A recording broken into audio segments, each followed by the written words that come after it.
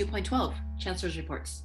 Okay, thank you very much. As we normally do, we are going to have our president's reports, and then I will say a few things. I want to first say that, oh, okay, well, I'm getting new information. So we're going to start out with Berkeley City College and Dr. Garcia. Thank you. Apparently it took a moment there to find the mic. Good evening, trustees, Interim Chancellor Walter, colleagues, and community members. On behalf of Berkeley City College, I wanted to share a few highlights as part of the President's report this evening. The first is that the Community Health Education Institute of Berkeley, who is led by Executive Director Pauline Bondano. Oh, and actually, Maisha, there will be no need to share that just yet because I want to be able, thank you. I just want to be able to share a student work image. Thank you so much. Has joined with Berkeley City College's Artists Resisting Soda Public Health Club to sponsor a contest. Yes, in college, you can pretty much create a club for everything. And this contest is in collaboration with the Center for Science on Public Interest, which is located in Washington, D.C. This is where the convergence of public work and interest areas, so the city of Berkeley, provided grant funding related to its, what we have lovingly called the soda tax, the tax on sugar-sweetened beverages, to promote a healthy checkout lane. And this partnership allowed for Berkeley City College students to enter a contest to provide a digital media platform regarding this. And so what I'm going to share is our first place winners. We had two, Brian Pham for his piece titled Don't Be Deceived, and Jerry Shao for his Water Wins. But the one for this evening that I would like to share is Don't Be Deceived. So I'm going to take a moment here, and this will be displayed throughout the city of Berkeley in various local businesses. A digital media arts student, highly informative about the impacts of sugar-sweetened beverages. I do want to take a note here that right in the middle, there's one crossed out phrase that says weight loss, crossed out, and then it says weight gain. And really offering a commentary here on the impacts of the diet soda industry. What's great about these images is that they will be throughout the city of Berkeley. They will note that the illustration is by Brian Pham, that it's sponsored by the Berkeley City College Artists Resisting Soda, and that this is part of the Healthy Berkeley initiative. So for those of our community members that shop throughout the local city displays, when things are out of the pandemic, this would probably be a little bit more obvious. If you're like me, you just try to get into the store and leave as soon as possible. But we're really pleased because this really highlights the talents of our students, and a special recognition to both a faculty member, so Michelle Bobo, I believe I'm pronouncing his name correctly, was the faculty member who assisted the students. And our classified professional, Jasmine Martinez, has been the club's advisor. And so this is definitely a proud moment for displaying the digital media arts of Berkeley City College. Additionally, what I'd like to share as part of the President's report is that the President's Task Force on Equity and Racial Justice has been continuing its work related to intentional focus on professional development of flex days. And as others have mentioned previously, we do have flex days in the next coming days. We're welcoming faculty, classified professionals, and administrators. And most recently, we shared a webinar titled Insurrection at the Capitol, Justice and Reconciliation on Our Campuses. And all three of the scholars who were a part of that recording are currently working not just with Berkeley City College, but also with some of our other sister colleges. And that's Dr. Frank Harris, Dr. J. Luke Wood, and Mr. Lasana Hotep.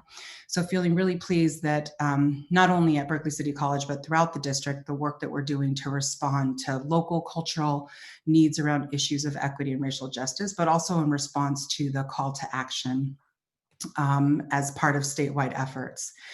And the last item that I wanted to highlight, and this is certainly, I think, timely given the report, the study session that we have just heard, is that Berkeley City College, with the support of Dr. Siri Brown at the District Chancellor's office, we are working to finalize 3 CCAP agreements with local school districts with whom we have not yet partnered, and that is with Berkeley Unified School District, Emory, and Albany.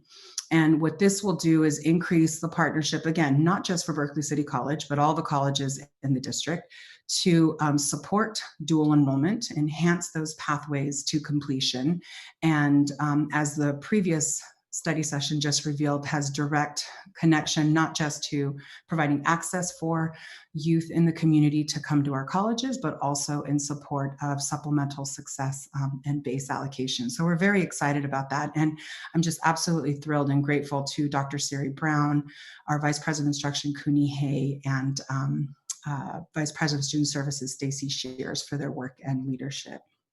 And lastly, we do have, I wanted to share as of today that on a closing note, the enrollment data for Berkeley City College shows that we do have a head count as of today of 6,021. Interestingly enough, last year at this time, we had 5,785. So we are seeing a growth in head count. Our FTES is at 81.8% of the target with 1,380 FTES. And we did see a 2.3 increase over the weekend. And I truly believe that all of the community efforts that have taken place to ensure that students get the support with express registrations has yielded that increase. And we're still in registration and enrollment period, but I'm certainly feeling really pleased of the enrollment is everyone's business approach at Berkeley City College. And with that, I will conclude my president's report. Thank you so much. Thank you so much, Dr. Garcia. Dr. Nathaniel Jones, would you please share with us College of Alameda? All right, thank you very much. Good evening, President Reese, trustees, Chancellor Walter, colleagues, and guests. I'm delighted to provide the President's report for the College of Alameda. As you may recall, on December the 16th and 17th, College of Alameda, along with the other colleges and the district, hosted the ACC-JC Special Report Team Visit. The chair of the team was Dr. Kindred Moreau from Southwestern College, along with ACC-JC President and Staff Liaison Stephanie Droker, and Los Rios Community College District Vice Chancellor of Finance, Mr. Mario Rodriguez.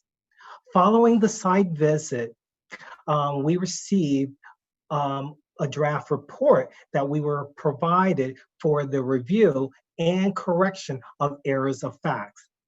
This report was reviewed and provided back to Dr. Moreau on December the 28th with our comments.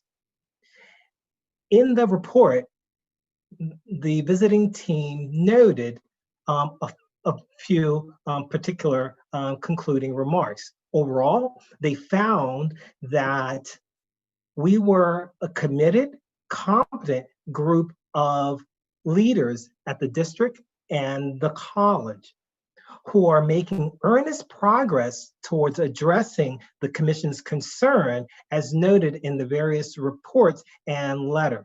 The district overall needed to stabilize the leadership both at the district office and in the college, and that we have done so. The College of Alameda and the district are working more closely together in order to sustain fiscal viability.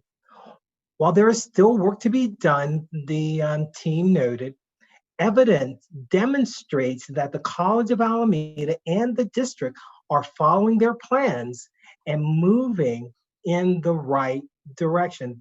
This is good news for the many, many hours of hard work that has been undertaken by our colleagues throughout the district. On January the 14th, I, along with my colleagues, presidents, as well as the chancellor, appeared before the commission and gave presentations to them. There were a couple of key points that I made relative to the College of Alameda. My colleagues, the other presidents, made similar presentations. The ones that I noted was the fact that the College of Alameda had thoughtfully and proactively addressed the concerns raised by the commission in working collaboratively with the district. Additionally, we made other points speaking about the integration in terms of our robust planning aligned with enrollment plans and other things. Other things that I wanted to mention relative to our report was I met with the North Alameda Adult Education Collaborative, as well as the Alameda Science and Technology Institute High School to explore opportunities for greater synergy and collaboration. These efforts were aimed at seeking expansive opportunities to grow dual enrollment, non-credit course offerings, specifically to try to deal with the quote unquote gap in terms of the funding by growing our way out of the problem rather than reductions. Additionally, we have one of our professors who was Mr.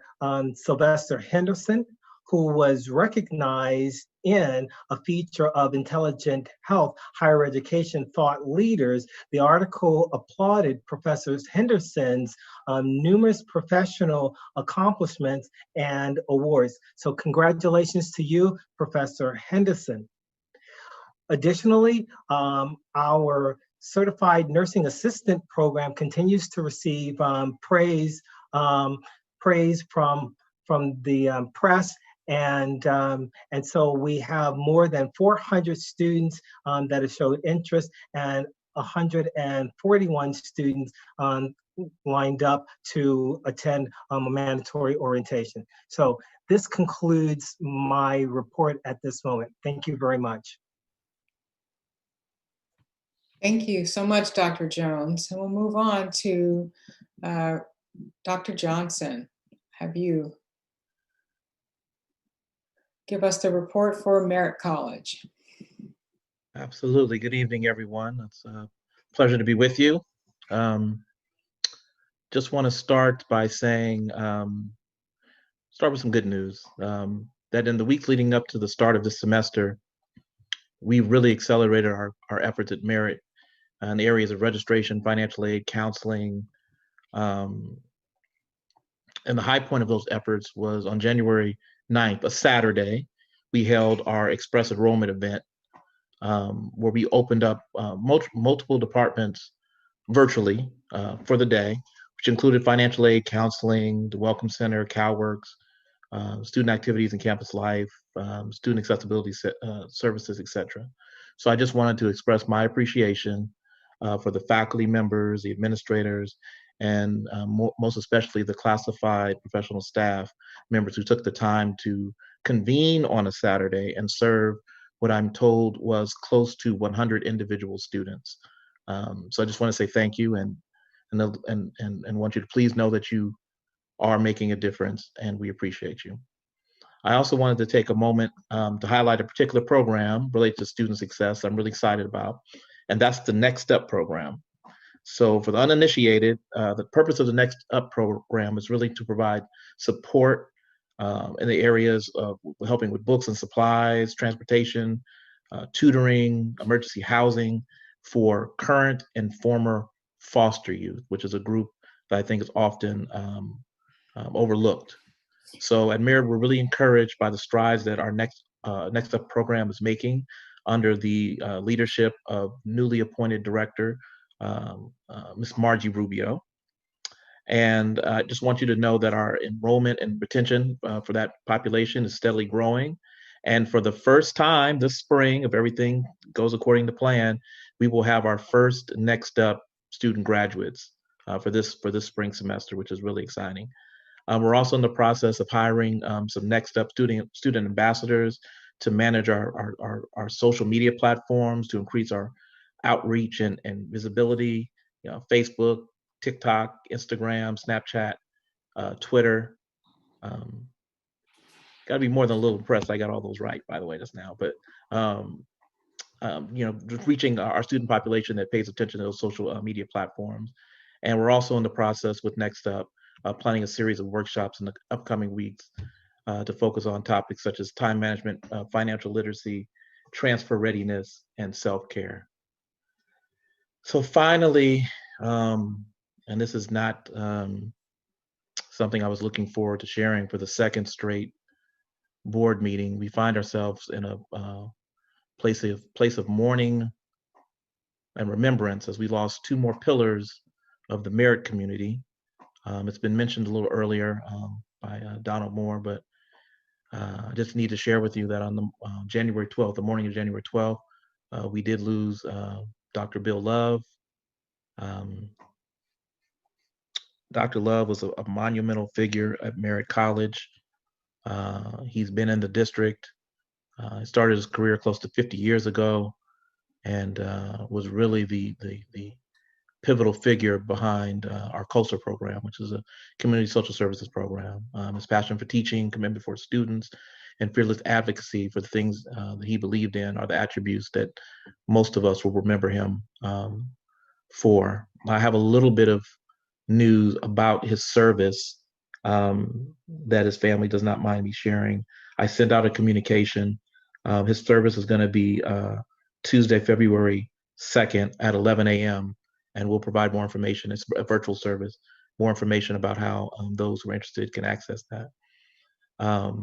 I also want to say, related to that, Miss Anita Black, her service, it's going to be a tough week, is Wednesday, February 3rd at noon. And I also will provide more information about how to access that, because it'll be live streamed. And finally, it's come to my attention that the mother of ethnic studies and Black studies at Merritt College, as Dr. Siri Brown referred to her, Dr. Cecilia Arrington, passed away on Christmas. And she came to Merritt College in 1969 to teach Black studies, which at the time was an emerging and groundbreaking academic endeavor. And eventually she became the chair of the Merritt College Ethnic Studies Department. And she served in that role for 25 years. So just with that said, we're going to recognize and honor, those who we lost, but at the same time, we're going to pick up the torch and carry it forward and conduct ourselves at Merritt College in a way that's befitting the legacy that they've left. So that's my report this evening. Take care of yourselves and each other. Thank you so much for that, Dr. Johnson. All right, well, we will want to keep all those families and those individuals and the folks that they interact with and the circle that they touch in mind. And we'll perhaps see if we can do something more formal. All right, Dr. Besikof, Laney College. Hey, good evening, Chancellor, members of the board, and colleagues in education. On January 23rd and 30th, from 10 a.m. to 1 p.m., Laney College will once again hold its virtual one-stop Saturday events. I think I'm beginning to want to call this our unstoppable force when it comes to things we do on campus. Back in fall 2019, we managed to hold a very successful one-stop Saturday, even though our campus didn't have any power. And of course, the last two times we've done this now, we've done it virtually. And it's really an opportunity for faculty, so many staff and student services, counselors, administrators to come together and support students. They'll be receiving that support in breakout rooms from services and learning communities that include financial aid, admissions and records, counseling, and also those learning communities such as Puente and Umoja Ubaka. Information and links to the events are available on social media and have also been included in your board report. As with previous years, in addition to our students and prospective students, we really also want to invite members of the community to attend these events on Saturday.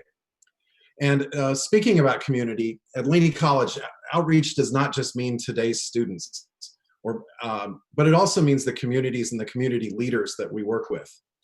Along with APAS Director Dr. David Lee, Ms. Arlene Lontock in the President's Office, and community leaders Tomoko Ha and Jessica Lee, we've reached out to a number of Oakland's Asian Pacific Islander community leaders. In addition to a number of one-on-one Meet the New President meetings that we've been having, we actually held 2 meet and greet sessions on January 13th and 14th. These 2 virtual receptions provided opportunities for discussion among what ended up totaling 20 such leaders. And really, we came together and not only identified common but distinctive needs that we have, but also and ways that we can collaborate. The first of the 2 meetings was devoted to our business community leaders. Well, the second one was an opportunity to connect with a lot of community leaders whose nonprofit and other service organizations provide just invaluable support to Oakland. In subsequent communications I'll be having with you as the board and the Chancellor, I will actually be providing a complete list of the many partnerships that have either been formed or regalvanized over the past few weeks, and I'm very excited to do so. And this initial work with Oakland's API community is just the first of many steps to collaborate with leaders of the many communities that we serve. And I'll go ahead and close my report tonight by actually sharing a tangible collaboration with one of these very same partners, which is the East Bay Asian Local Development Corporation. Laney College is pleased to continue its partnership with them to provide free tax preparation services to both students and staff members virtually. Each year, the IBALDSI hosts VITA, which is an IRS program that trains volunteers to provide free tax preparation for low-income individuals and families. It is an important and highly impactful poverty alleviation tool that is paired with a savings matching initiative, thus encouraging those using the service to put at least part of their refund in the bank. IBALDSI's volunteers each year prepare over 1,700 returns and secure over $2.6 million in refunds for the community. And Laney College is so proud to collaborate as tax season comes upon our community. Also, this coming Friday is Laney College Flex Day, and we have a number of great events. But closing the day, we will also be having a memorial service for Dr. Stephen Corlett. And I know that many members of the Peralta community knew Dr. Corlett, and we certainly invite you to join us. This concludes my report this evening. Thank you, Dr. Besikof. Okay, so before I give my report, are there any questions from the trustees for the presidents?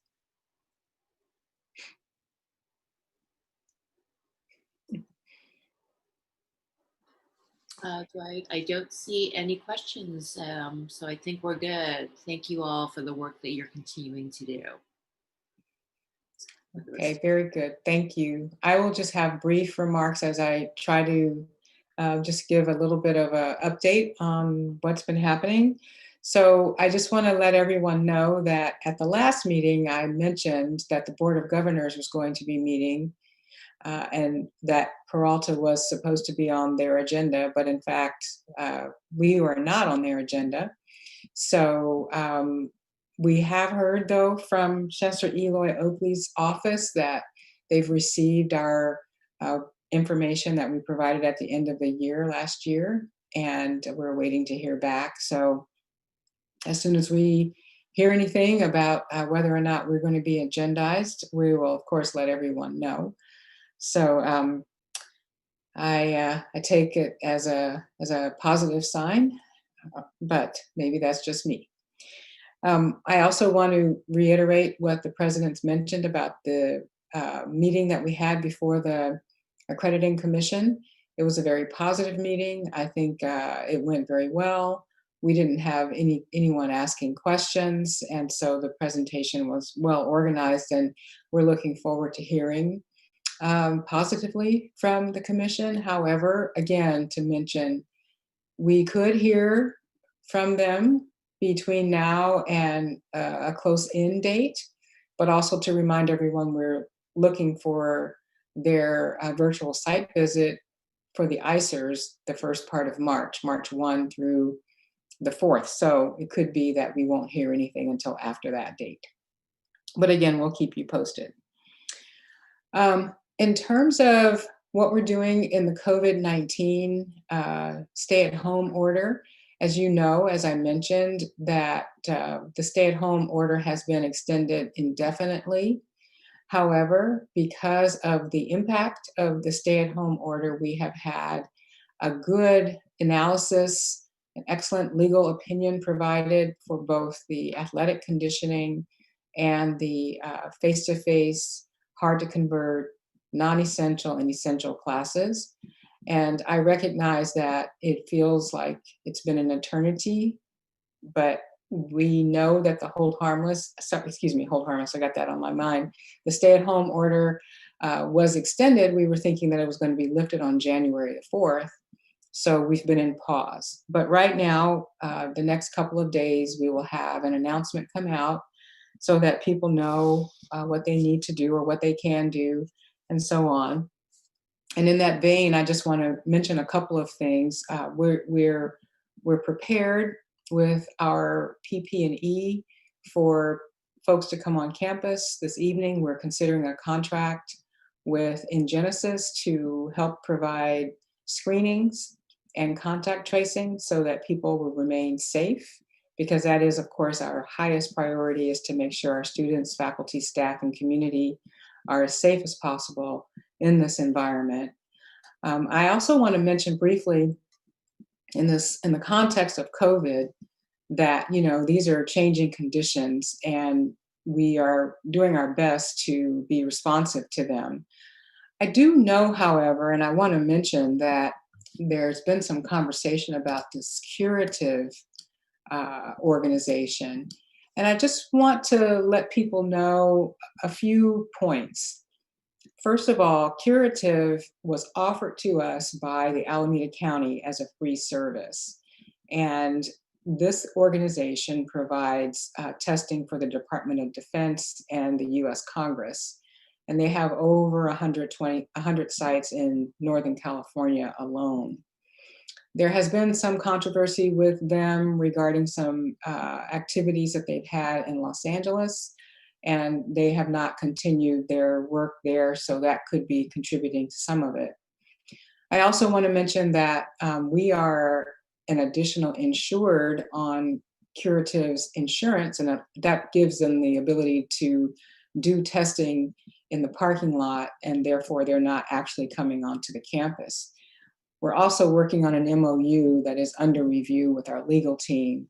So the information that's on the website regarding Curative gives the testing requirements, gives the information that's needed for health practitioners and so forth to conduct tests, and also gives information about how to ensure that the testing is accurate, and if it isn't, how to go about making sure it is.